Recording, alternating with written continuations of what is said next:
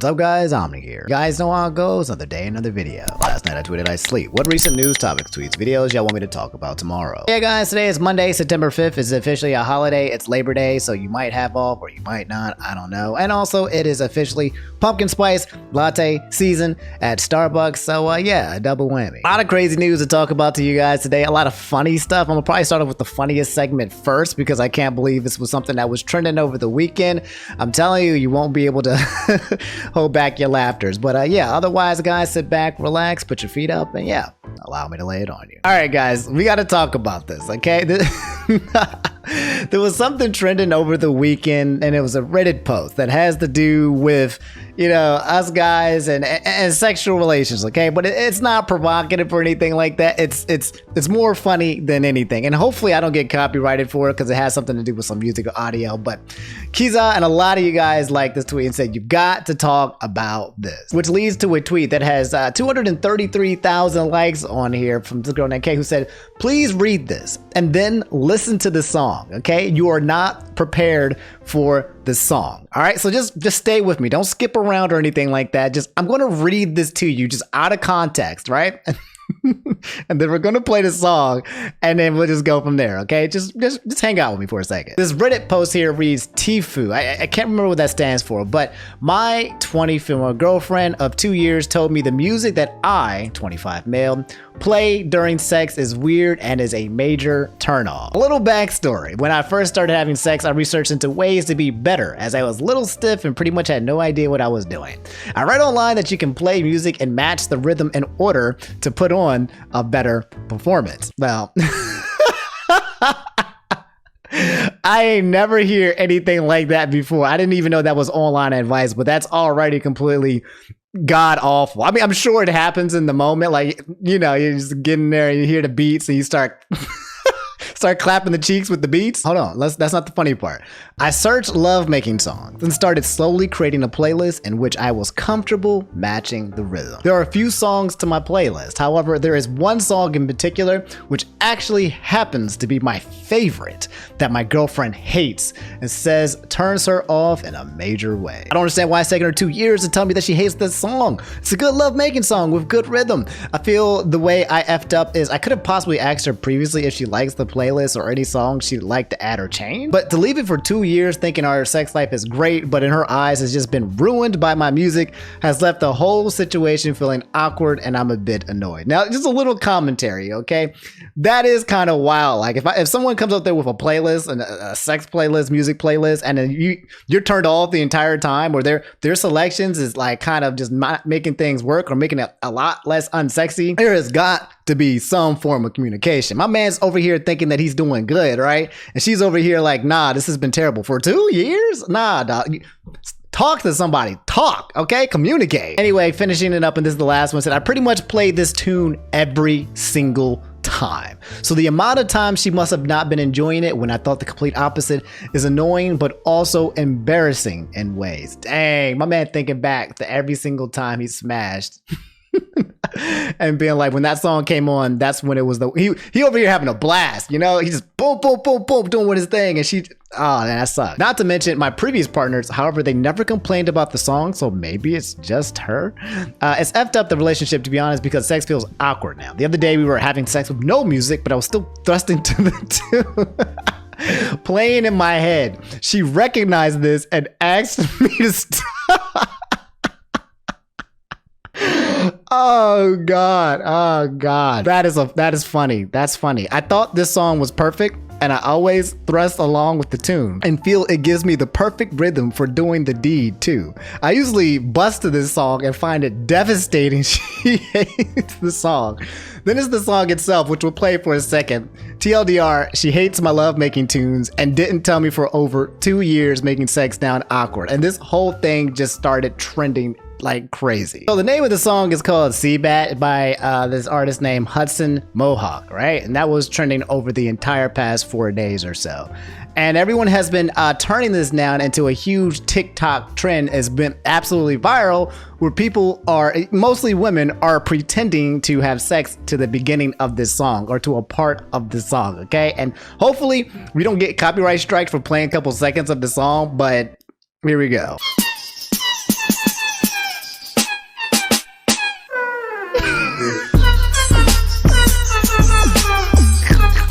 The part where he goes, oh no.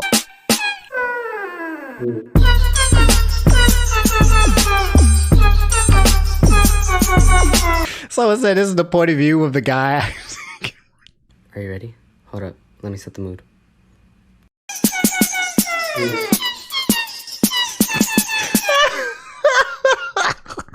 So the funniest part is that Hudson Mohawk, the actual creator of the song Seabat, decided to join in on the TikTok trend as well.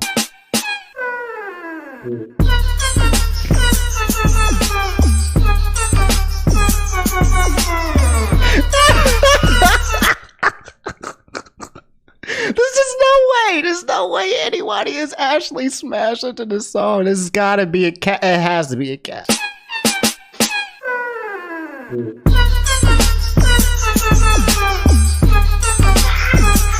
Anyway, yeah, that's basically the trend that was happening. There's so many freaking clips with people who are making jokes about that, and hopefully this segment does not get striked for playing that 5 to 10 seconds of the song, but it might. But that's absolutely funny, and that's the TikTok trend about the guy smashing to the song. I feel bad for him. I hope his name don't get released. Or hey, you know what? Maybe this might start turning into a new smash song. Start adding to the playlist. Hey, maybe she's sleeping. Maybe he was on to something, but. So quick update in what you guys probably need to know. My boy Drapier said, talk about Cenat breaking top 3 on Twitch. The WL community is growing at a much faster rate than the POG side of Twitch right now. Streamers like Kai, Bruce Drop 'em Off, I'm Dante, etc. Twitch hasn't done anything to congratulate Kai, by the way. If you guys don't know who Kai Cenat is, he's a streamer and a YouTuber, and he's a member of AMP. I think also like Agent, they all live in a house all together. It's just like a crew house where people make content and they create content. But as the last night Kai said, 70,000 effing subs on Twitch. Who would have effing thought? Appreciate each and every one of you, Mafia, forever and ever. If you guys don't know, Kai Cenat is the fastest growing Twitch streamer right now on the platform, and I'm not sure why he doesn't get coverage about it, like, you know, from Twitch. Well, I kind of can guess why he doesn't get coverage, but yeah, I'm letting you guys know that that is what's happening. He currently just hit 70,000. I think literally like almost like less than a week ago he hit 60,000, and then a week before that he was at 50,000. So he's growing at an alarmingly fast rate. If you come to the actual Twitch stats, I think he was number 2 at one point. He's very close to being number 2, but he jumped up 5 already in terms of the month. You got number 1 XQC with 77,000 subs. You got Kazimito with 67,000. Then you got Kai with 67,500, though I think he has 70,000, so maybe this is not updated. So if that's the case, then he is number 2.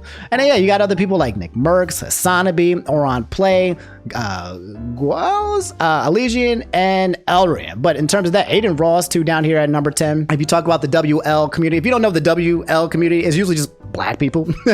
And whenever you see the trends of like common W, or common L, or common whatever, or rare L, or real W, this is the community that kind of started it. You got Bruce Drop Me Off here at number 15 with 30,000, and you got your boy Your Rage, who jumped 9 up there with 22,000. So black people are doing it up on Twitch, and people like Kai Cenat has not been acknowledged for his accomplishments via Twitch, so a lot of people are just trying to get the information out there. So yeah, I'm trying to do the same thing for him. So congratulations to your boy Kai Cenat.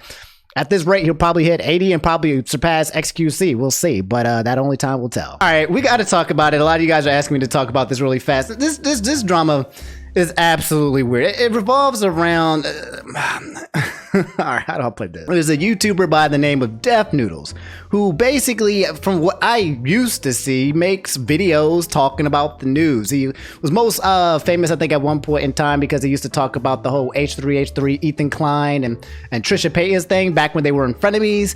And yeah, he just used to be some dude. I know he got into some beef with some Keemstar, and then he got like banned on Twitter. I don't know the full spiel of him, but I just know that he did like news type content.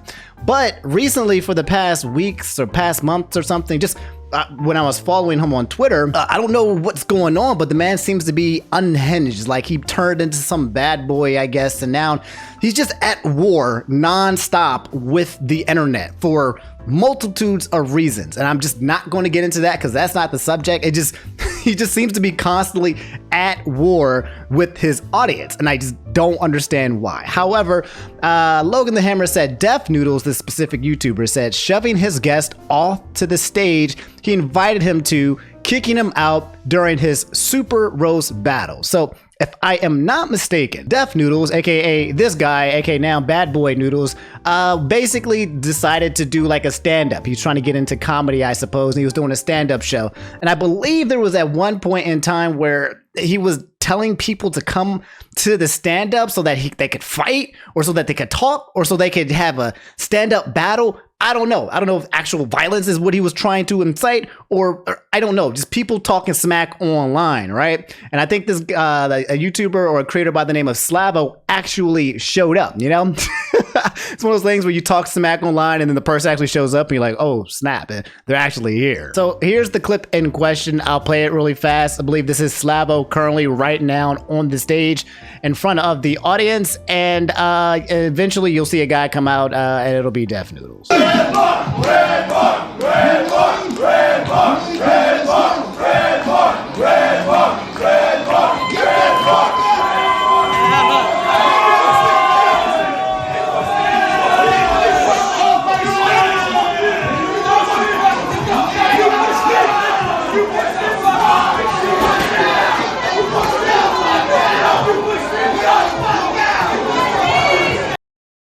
So,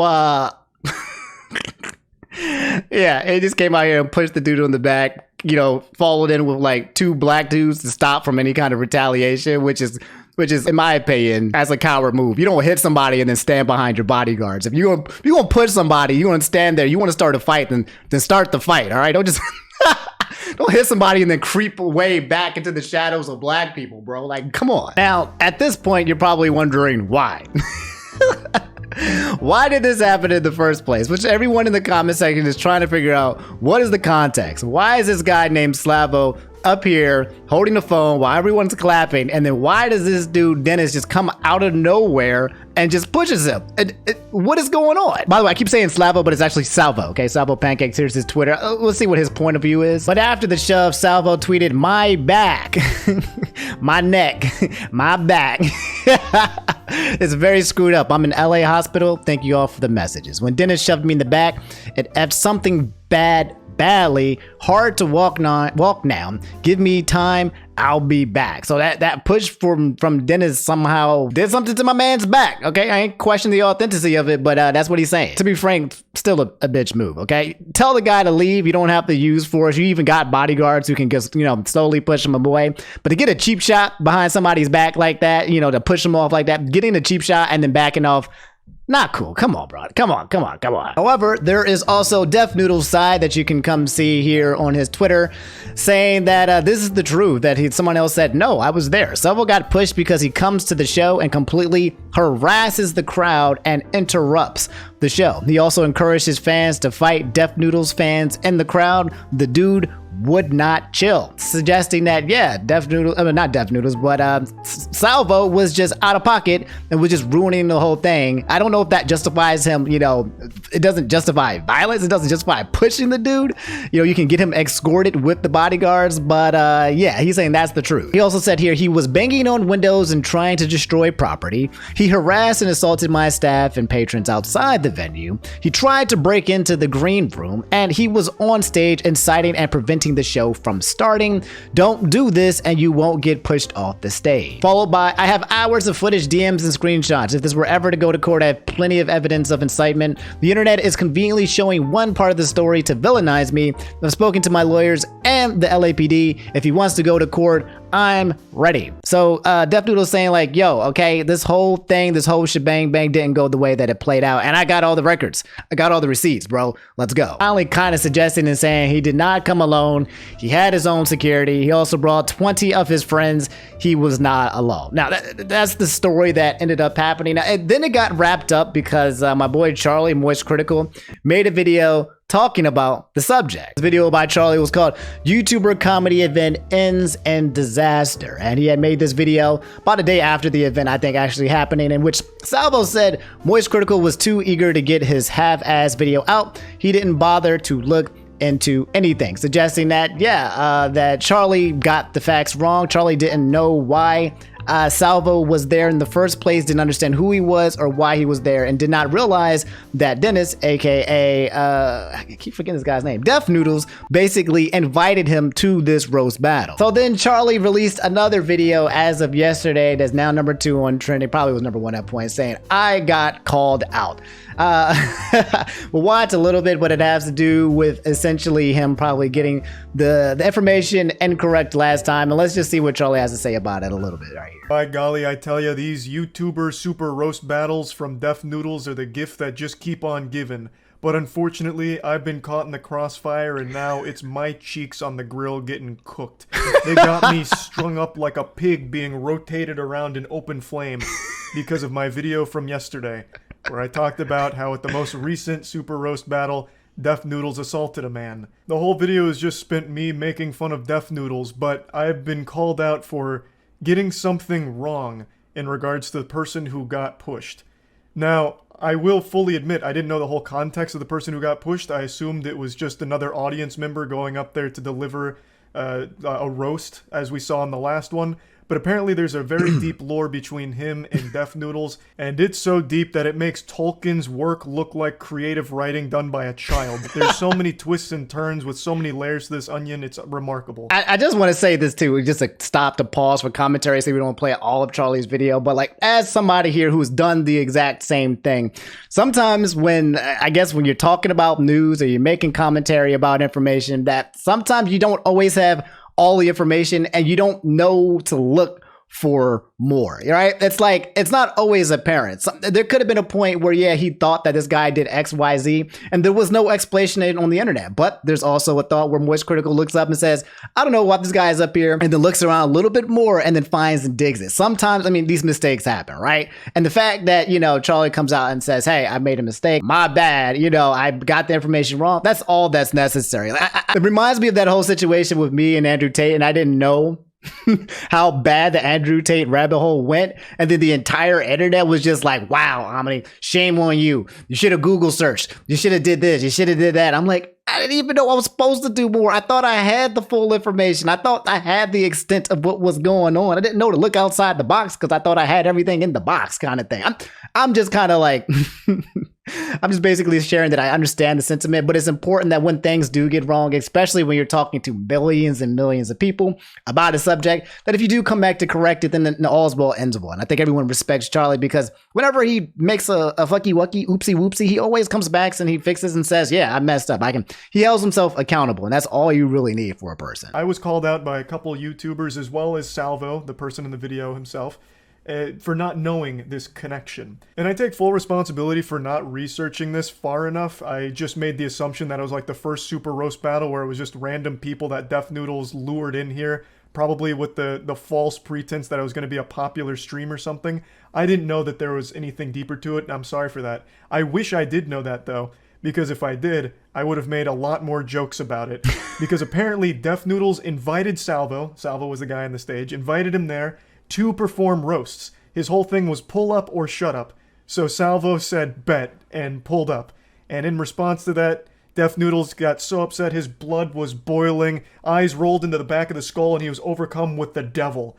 So he lashed out and gave him like a hockey body check from behind, sending him off stage. And I was basing this off a series of tweets from audience members that were talking about what he was saying as well as what his intentions were, giving their perspective on it. And I assumed since they were actually there in person, God rest their soul, I assumed that these were like an accurate description of the event, but I still always take these things with a grain of salt, so I didn't immediately accept that as like the full truth.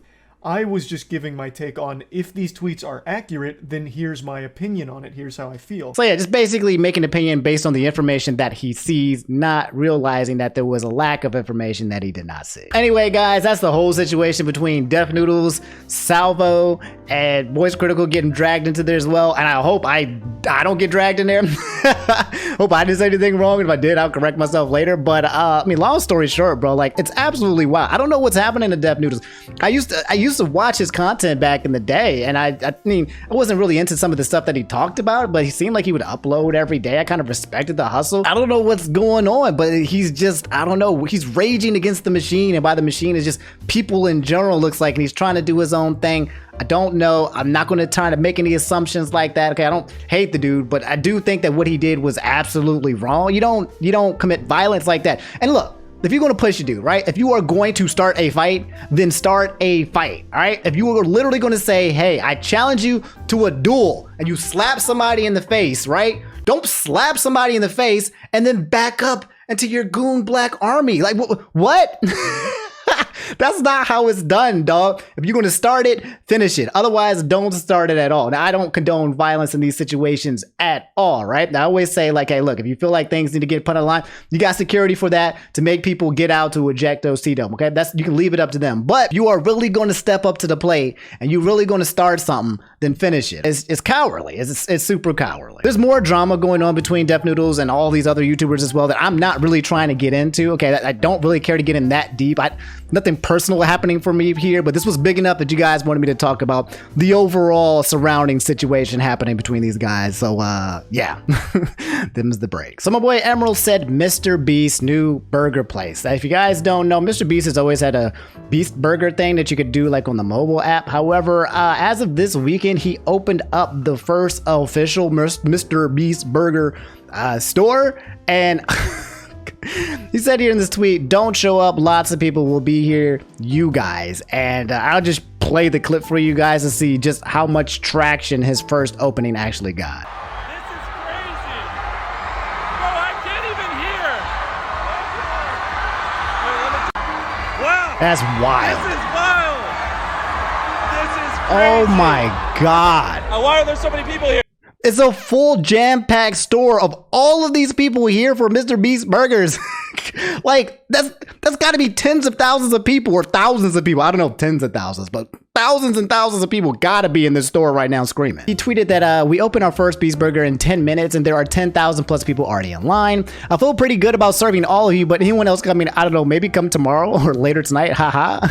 It's a still image of just like all of these people here for freaking MrBeast. Followed by our grand opening broke the world record for the most burgers sold in a day by a single restaurant, which him breaking records is just nothing new there. He just always does that. It's kind of standard when it comes to MrBeast. He tries something new and then he breaks the record. He also tried to take a photo with everyone that showed up. Probably took a couple thousand photos. I'm so exhausted. It's just, I don't know, man. It's not even surprising anymore to see him do crazy things like this because that's just what he's been doing for the past couple of years. And yeah, I think he's just going to keep doing it more and more. I think eventually he's probably going to surpass PewDiePie in subscribers. He's already over 100 million. So yeah, he's going to be catching up soon, and just, yeah, MrBeast doing MrBeast things. So quick update on my boy CDawg. Boris Johnson, a lot of you guys want to let me know that the CDawg and Abroad in Japan and later on Premier 2 cycled across Hokkaido for charity. They've been doing this for like the past week. And Connor tweeted and said, I cannot express my gratitude. With the 500-mile cyclethon over, we raised an insane of $316,000 for IDF community. This has been one of the most painful and heartwarming experiences of my life. I am so lucky to have you guys supporting me. You're the best, which is absolutely cool. I talked about this already, but CDawg officially finished the cyclethon, and he was basically on Twitch and he was live and he was cycling. There was one part where it looked like he almost got hit by a truck and everything. Cycled for a really, really long time. All of this for charity. So just an update. Super cool if you guys did join in when I mentioned it. And yeah, super cool to acknowledge like some good stuff that happens, you know, online and in the Twitterverse, you know. So, all right, guys, quick update. Remember we talked about that Twitch streamer who got banned for 7 days for having actual intercourse while on stream, and everyone got big baby rage mad, including Gideon, who made a video about it talking about how he got basically an infinite ban, permanent ban for what he did when it came to Pokemon and the hate raids. But when it comes to her, this girl who actually had sex, only got banned for 7 days. I honestly thought what would happen is that they would ban her for 7 days and then it would turn into a perma ban. But apparently, at the moment, a lot of you guys said Twitch unbanned the streamer Kimika just 7 days after being banned for having sex on stream. So it was not like a temporary 7-day ban to a permanent ban. She's back. That's that's absolutely insane. Like, that's literally like you. I do not understand that, and we do not understand Twitch's practices, okay? This isn't about Gideon being right or being good or deserving something better. This is not anything about women specifically or anything. It just does not make sense when Twitch puts its policies in place and people are just trying to make sense of it to understand why. Like, I I can't believe it. But this is what's happening. Like it's wild. It's confusing. Tweet here from Dexerto already has 62,000 likes, and you know the comments is going wild. This person says, someone explain this to me in Mario Kart terms. So it said, I got banned for 7 days for saying a word, probably saying the C word. I remember a lot of people couldn't say the C word, the CR word, even if you were white on Twitch. That got banned. This person said, and I got a full 30-day ban for accidentally showing this Minecraft skin for 1 second. You know, not no swastika, no mention any names, and I changed the skin right after and apologized. Still banned for 30 days. So someone got banned for showing some explicit, accidentally Minecraft skins for a second, and then she just had full on. Nah, I don't know why Twitch doesn't understand, but that sets a very terrible bad precedent on the platform, which already has terrible bad precedents. Okay, it's just like, first of all, there's no consistencies with the bans, and they don't make sense. Someone might get a 30-day ban for saying a word, and then someone gets a 7-day ban, slap on the wrist for having intercourse. And then it shows like, oh, okay, so I can actually just come out here on Twitch, have sex, and then just have a 7-day vacation. And when I come back, I'll have a bunch of goons out here waiting for my comeback party. That's what was happening a while back when Twitch streamers were taking advantage of the bans, and they were basically streaming anime, and they would come back from the vacation. They would get banned on Friday, take a vacation, and then come back on Monday like it was a freaking work day. This is the exact same thing.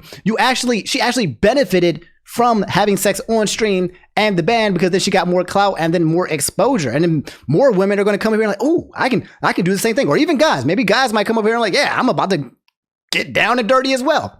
Go listen to that freaking song by Cbat and just hit it up on a Twitch stream. Like it makes no sense, and it's just very confusing. Twitch hasn't explained it. I thought that because everyone was covering this, that Twitch would backpedal and reverse the ban or make it turn into a permanent ban because it got so much exposure. If no one was talking about it, then yes, I can understand it keeping the 7-day ban and no one just knowing and Twitch just allowing it. But since everyone has been talking about it, it's absolutely wild that Twitch has still held firm on their decision of saying that yes, intercourse on Twitch is only a 1-week ban. So yeah, that's the update when it comes to that streamer. Let me know how you guys feel about that whole subject. Do you not care? Do you think she was deserving of the ban? Do you think she should be perma banned? Do you think 7 days is fine? Do you understand why Twitch is doing what it's doing? I don't know. Let me know in the comments. But all right, guys, that's all I have for today's video. If you made it to the end, just do me a favor again. Drop that like if you haven't already. Subscribe if you haven't already. I'll catch you guys later. Go brush your teeth, okay? Stay safe out in them streets, because them streets stay safe. And if you don't pay attention, you might get pushed by deaf noodles in the back and suffer a shoulder injury. So I love y'all. Y'all take it easy, and I'll catch you on the next episode, probably sometime either Wednesday or Thursday. And yeah, take it easy. Deuces.